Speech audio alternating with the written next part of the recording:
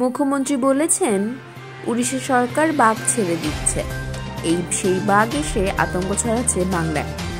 সেই প্রসঙ্গে শুভেন্দু অধিকারী বলেন, মুখ্যমন্ত্রী অনেক ফাউল টক করে। সন্দেশখালিতে গিয়ে মহিলাদের বিধবা হয়ে যেতে বলেছেন। তিনি বলেছিলেন, যাদের 60 বছর বয়স হয়ে গিয়েছে তাদের বিধবা ভাতা দেওয়ার জন্য কান্নাকাটি করতে হবে না। শুভেন্দু বলেন, 60 বছর বয়স হয়ে গেলে সবাই বিধবা হয়ে যাবে। উনি ভাবলেন কি করে? যদি মুখ্যমন্ত্রীকে নিয়ে উড়িষ্যার লোক খিল্লি করে আমরা বাঘ ছেড়ে দিচ্ছি, সেটা পশ্চিমবঙ্গের মানুষের গায়ে লাগে। আগের বছর শহীদ মিনারে শুভেন্দু অধিকারী দাবি করেছিলেন, পরের বছর তৃণমূল সহ মঞ্চে প্রথম সারির কোনো নেতা থাকবে না। কার জন্য তৃণমূলের মঞ্চ প্রথম সারির কোন নেতাই উপস্থিত ছিল না? সেই প্রসঙ্গে শুভেন্দু অধিকারী বলেন, যারা স্ত্রী আন্দোলনে ছিলেন তারা শহীদ মিনারে এসে শ্রদ্ধা জ্ঞাপন করতেই পারেন, কিন্তু যারা ছিলেন না তারা আসেন হুকুম তালিম করার জন্য। এসএসসি নিয়ে আজ রায় রয়েছে সুপ্রিম কোর্টে। সেই প্রসঙ্গে শুভেন্দু বলেন, আমাদের বক্তব্য অযোগ্যদের বাঁচাতে যোগ্যদের জন্য ক্ষতিগ্রস্ত না হয়। 15 মাসে 7টা এসপি চেঞ্জ করেছিলেন। এলাকার মানুষ যদি সাথে থাকে, মাটি যদি সঙ্গে থাকে, আপনি পুলিশ দিয়ে কিছু করতে পারবেন না। আর আমাদের লোকরা জেল খাটায় অভ্যস্ত আছে, মাথা নত করতে পারবেন না, এদের বদল আপনি করতে পারবেন না। কোন টোটকাতে কাজ করবেন না। এই বাইরে বাইরে থেকে সব ছানকাদের নিয়ে আসছে, কি হবে? লোক জানে এরা অতিথি, আর লোক জানে শুভেন্দু অধিকারী আমাদের আত্মীয় কুটুম। এখানকার লোক মুখ্যমন্ত্রীকে হারিয়েছে, বলে না না মুখ্যমন্ত্রী দরকার নেই, ডাল ভাত খাচ্ছি ঠিক আছে, একবেলা খাচ্ছি ঠিক আছে, ওটা কাপড় আমার ঠিক আছে, ঘরের ছেলে ঘরে থাকবে। আপনি যেখান থেকে এসেছিলেন যান যান, foot foot bye bye, tata bye bye. কলকাতার বাবুকে কলকাতা পাঠিয়ে দিয়েছিলেন। এখানে আমার সঙ্গে সব করে কিচ্ছু হবে না। আপনাদের সকলকে নতমস্তকে আমি বিনম্র কৃতজ্ঞতা জানাই। আগামী জানুয়ারি মাসে অনেক কর্মসূচি আছে, মকর সংক্রান্তি আছে, আপনারা পালন করবেন। আর আমাদের যে বন্ধুদের এসব মিথ্যা মামলা করেছে, আমরা আইনি লড়াই করবো তাদেরকে, তারা মাথা উঁচু করে বাড়িতে আসবে। 5 দিন থেকে 7 মাস আমাদের লোকরা জেল কেটেছে। অপরাধ একটাই, মমতা ব্যানার্জিকে হারিয়েছি। আপনাদের মাথা নত করতে পারছে না। 2 জন শহীদ হয়েছে, দেবব্রত মাইতি, রথিবালা আড়ি। এবং সম্প্রতি যে ঘটনাগুলি, কোন ঘটনার সঙ্গে রাজনীতির কোন যুক্ত নেই। আমরা এই রাজনীতি সমর্থন করি না। আমরা রক্ত, খুন, হিংসা রাজনীতি সমর্থন করি না। কারণ আমরা হিন্দু, আমার সনাতন ধর্ম শেখায় না যে সনাতন ধর্ম মানে তার শরীরে হিংসা, দেশ, ঘৃণা, ক্রোধ, ক্রূরতা, নিষ্ঠুরতা, এগুলো আমরা এমন ধর্ম থেকে এসেছি, আমাদের শরীরের মধ্যে এগুলো আসে না। আমরা মঙ্গল শনিবার নিরামিষ খাই, আমরা অমাবস্যা পূর্ণিমা পালন করি, আমরা কার্তিক মাসকে দামোদর মাস বলি, আমাদের মায়েরা শাঁখ বাজায়, দীপ দেয়, তুলসী মঞ্চ পরিষ্কার করে, আমরা খোল করতালে বিশ্বাস করি, রাধা মাধবকে বিশ্বাস করি। কোনোদিন ভুলবো না এটা, আর ভুলবো না। আমি সমস্ত রাজপথ ছেড়ে একজন ভারতবর্ষের নাগরিক হিসেবে বিশ্বের সর্ববৃহৎ রাজনৈতিক দলে আমি গেছিলাম। আমি সব পথ ছেড়ে একজন নাগরিক হিসেবে 2022 সালে 7ই জানুয়ারি আমাকে শহীদ মিনারে মালা দিতে দেওয়া হয়নি। 2022 সালে আগের দিন রাত্রে এসে আমাকে মালা দিতে হয়েছে। এটাও আমি ভুলবো না। পৃথিবীটা গোল, হিসাব হবে, সুদ সহ হিসাব আমি তুলব। আমি যাকে প্রাক্তন করেছি, হারিয়েছি আপনাদের সাহায্যে, তাকে আমি প্রাক্তন করব। আর 26 সালের পরে এদের কোন বাবা এসে এখানে সকালবেলা বক্তৃতা করে, আমি সেটাও করব। এখানে একটা চোর এসেছিল একটু আগে, তারাচাঁদ বাড়ির চোর, জাহাজ বাড়ি করেছে, অসংখ্য বউ সকালবেলা অনেক গালাগালি করে গেছে। দেবব্রত মাইতির খুনের মামলায় শর্তাধীন জামিনে আছে। আমি পেয়েছি, আমি যার দিকে তাকাই ধ্বংস হয়। শাহজাহান ধ্বংস হয়েছে, কেষ্ট 2 বছর জেল কেটেছে। আর এই তারাচাঁদ বাড়ের এই চোরটাকে আমি বলে গেলাম, তোমার অবস্থা কি করব আমি শুধু দেখে নিবি, দেখবি আর জ্বলবি, লুচির মতো ফুলবি। ভালো থাকবেন। লড়াই আরো তীব্র করতে হবে। আছেন সাথে তো? আছেন? ভারত মাতা কি, ভারত মাতা কি। শহীদ তোমায় ভুলছি না, শহীদ তোমায়। সাত সকালে শহীদ সমাবেশ করলেন। শহীদ সমাবেশ নতুন তো না, আমরা 8 সাল থেকে করি, সাথে ছিলাম। যারা শহীদ হয়েছে তাদের দেহ তুলেছিলাম। তো ইতিহাস জানে না, এখন নতুন লোকজন কিছু তো আমদানি হয়েছে, ঠিক আছে। এখান থেকে কিছুটা দূরে ভাঙাবাড়া ব্রিজের কাছেও আবার তৃণমূলের তরফ থেকে না, সে তো করতেই পারে, সবাই করুক না। এই শহীদ মিনারে দেখুন ভিতরে পতাকা নেই, বাইরে আমাকে যারা রিসিভ করলাম বলে পতাকা বাইরে থাকবে। এই তো সবার এখানে ট্রাস্ট বানিয়ে দেওয়া হয়েছে। এটা তো আমার একার নয়, তারাও এসে তারা আসে না কেন, ঢুকে না কেন, মাল্লা যে কেউ দিতে পারে। এবং সেই সময় সমস্ত বিরোধী দলের ভূমিকা ছিল,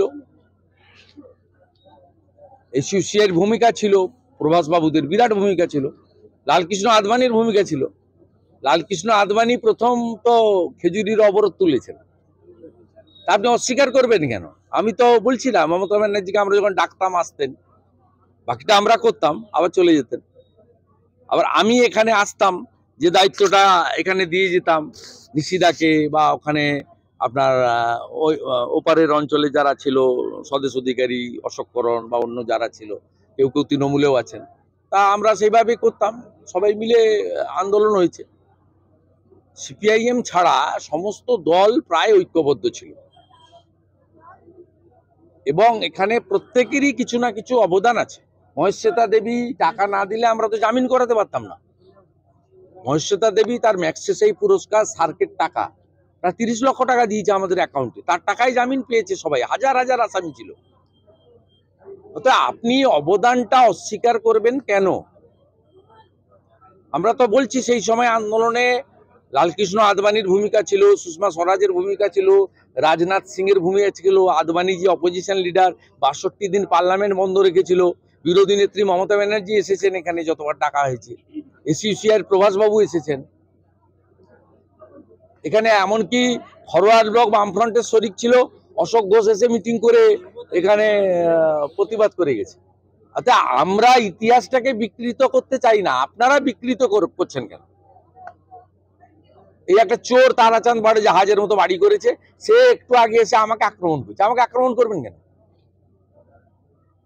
এটা আক্রমণ করার জায়গা না। আমি সত্যি কথা বলেছি, মমতা ব্যানার্জি নন্দীগ্রামের জন্য মুখ্যমন্ত্রী হয়েছে।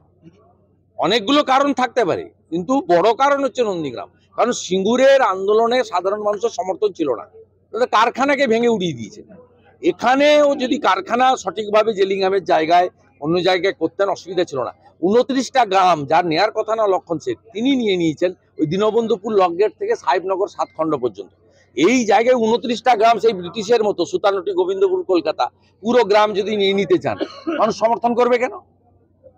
গত বছর মুখ্যমন্ত্রী বলছেন যে ওড়িশা গভর্নমেন্ট ওড়িশা থেকে বাঘ ছেড়ে দিচ্ছে, সেই বাঘ এসে আতঙ্ক ছড়াচ্ছে এই বাংলাতে। প্রথম কথা বলি, বাঘ কখনো ছেড়ে দেওয়া যায় না। মুখ্যমন্ত্রী অনেকবারই এই ফাউল টক করেন। কদিন আগে সন্দেশখালিতে গিয়ে সবাইকে বিধবা হতে বলেছেন। 60 বছর হয়ে গেলে যারা লক্ষ্মীর ভান্ডার পান, বিধবা ভাতার জন্য কান্নাকাটি করতে হবে না। 60 বছর হয়ে গেলেই সব মহিলা বিধবা হবেন, আপনি জানলেন কি করে? এই রকম অনেক ফাউল টক করেন। আমি মুখ্যমন্ত্রীকে বলবো, রেসপন্সিবল চেয়ার, 3 বারের মুখ্যমন্ত্রী, আপনি কান দিয়ে দরকার দেখবেন না, আপনি চোখ দিয়ে দেখুন। এবং আপনার কাছ থেকে মানুষ এই ধরনের কথা আশা করে না। আপনার অনেক বয়সও হয়েছে, 70 ঊর্ধ্ব হয়ে গেছেন, আপনি এই ধরনের কথা বললে হাসে। আমরা আপনার বিরোধী, কিন্তু আফটার অল আমরা পশ্চিমবঙ্গের নাগরিক। পশ্চিমবঙ্গের মুখ্যমন্ত্রীকে নিয়ে যদি উড়িষ্যার লোক খিল্লি করে, যে আমরা বাঘ ছেড়ে দিচ্ছি, এটা আমাদের পশ্চিমবঙ্গবাসী হিসেবে গায়ে লাগে। তাই আপনার কাছে তো আপনি তো বয়সে বড়, আপনাকে নির্দেশ দিতে পারি না, আপনাকে অনুরোধ করব এমন কিছু বলবেন না যাতে বাঙালি হিসেবে আমরা লজ্জিত হই। অনেকবার ফাউল প্লে করেছেন। আপনি বলেছেন মাতঙ্গিনী হাজরা পিছাবনিতে শহীদ হয়েছে, এটা ইতিহাসের বিকৃতি। মাতঙ্গিনী হাজরা 1942 সালে 29 সেপ্টেম্বর তমলুকে শহীদ হয়েছেন বানপুকুরে।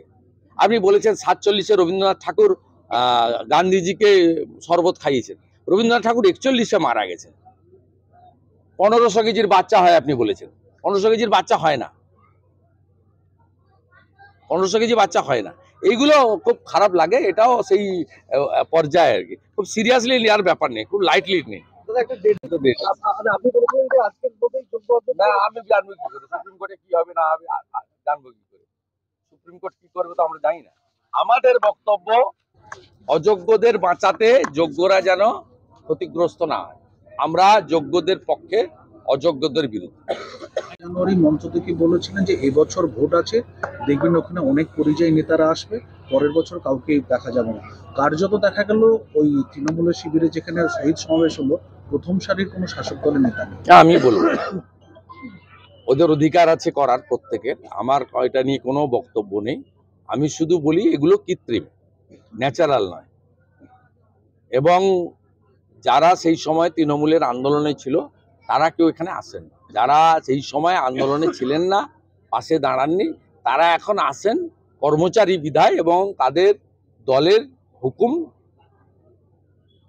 তালিম করার জন্য রাজ্য জুড়ে এবং সেই জায়গায় দাঁড়িয়ে আমরা মনে করি যে নন্দীগ্রামে যারা আত্মত্যাগ করেছেন অস্বতা বিরোধী সংগ্রাম, তারা প্রপার অনার পায়নি। আমাদের ব্যক্তিগত প্রচেষ্টা, আমাদের নন্দীগ্রামের যারা ইলেক্টেড ছিলেন পঞ্চায়েত 8-এ, সবার কাছ থেকে চাঁদাপত্র জোগাড় করে আমরা শহীদ মিনারটা বানিয়েছি। সরকার বলেছিল এখানে যে স্মারক বানাবে, করেনি। সরকার বলেছিল গোকুলনগর অঞ্চলে রেসিডেন্সিয়াল মডেল স্কুল দেবে শহীদদের স্মরণে 1 থেকে 12 গোকুলনগর অঞ্চলে, করেনি। নন্দীগ্রাম প্রপারে একটা ভাস্কর্য তৈরি হবে শহীদ স্মরণে, সরকার সেটা বানায়নি। এমনকি 4 জন আমার সঙ্গে ছিল বলে 4 লক্ষ টাকা করে যে ক্ষতিপূরণ, সরকারি ক্ষতিপূরণ চেক, তাদেরকে দেওয়া হয়নি। আমাকে 8 মাস 1 বছর ধরে তারা চাইনি, আমাকে দিতে হয়েছে পাট পাট করে। এমনকি নিখোঁজ যারা হয়েছিল আমাদের অবসরপ্রাপ্ত আর্মি আদিত্য বেরা থেকে, সত্যেন গোল থেকে, বাবু দাস থেকে, অসংখ্য 11 জন প্রায় নিখোঁজ ছিল। সুব্রত প্রামাণিক নিখোঁজ ছিল, এইভাবে লালুগিরি নিখোঁজ ছিল। আমাদের এদের যে ডেথ সার্টিফিকেট, ভারতবর্ষের আইন অনুযায়ী 7 বছর পরে ডেথ ডিক্লেয়ার করা হয়, এদেরকে ডেথ সার্টিফিকেট দেওয়া হয়নি। এদেরকে হাইকোর্ট করতে হয়েছে। কেন করতে হবে? এই প্রশ্নগুলো তো তুলবো, আমরা তুলছি। তাই আজকের দিনে আমরা শহীদদের স্মরণ করছি এবং একাত্ম থাকার আবেদন করছি যে সব জায়গায়। আর আগে হারমাদদের অত্যাচার আমরা সহ্য করেছি, এখন জিহাদিদের অত্যাচার সহ্য করতে হচ্ছে। হনুমান পূজা করতে গেলে মারবে, অমুক করতে গেলে মারবে, ভোট হবে মুসলিম এলাকায় কাঞ্চননগরে, এত স্কুল নেই, এত কলেজ নেই, একদম ওইখানে সেখানে বোম পড়বে। এই কালচারটা ভালো না। আর যে দুটো 1 মাসের মধ্যে যে দুটো ঘটনা ঘটেছে, আমি মনে করি অরাজনৈতিক ঘটনা। আমি আগেও বলেছি যে কোনো খুনকে সমর্থন করি না, সে যে দলের হোক, যে ধর্মের হোক, যে সম্প্রদায়ের হোক, এবং তার সঙ্গে যারা যুক্ত তাদেরকে গ্রেপ্তার করুক। এবং আমি তো কানে শুনেই বলে দিয়েছিলাম বিষ্ণুপদ মণ্ডল যিনি মারা গেছেন, খুন হয়েছেন, তার পারিবারিক বিরোধে গেছে তার মামার ছেলে। আমি শুনেছি, আমি তো আর চোখে দেখিনি যে উত্তম মণ্ডল এই ঘটনা ঘটিয়েছে। আমি পরে শুনেছি উত্তমের পরিবার বিজেপিকে ভোট দেয়, দিলেও খুনি আমরা কখনো সমর্থন করি না। পরবর্তীকালেও যেটা বৃন্দাবন চকে ঘটেছে, আমি মনে করি এর পিছনেও যে আছে নিরপেক্ষ। কিন্তু ভোটার তালিকা ধরে সেই বাম আমলের মতো আসামি করা, এই প্র্যাকটিস ঠিক না। এই প্র্যাকটিসটা কেন ফিরিয়ে আনা হবে নন্দীগ্রামে? আমার প্রতিবাদটা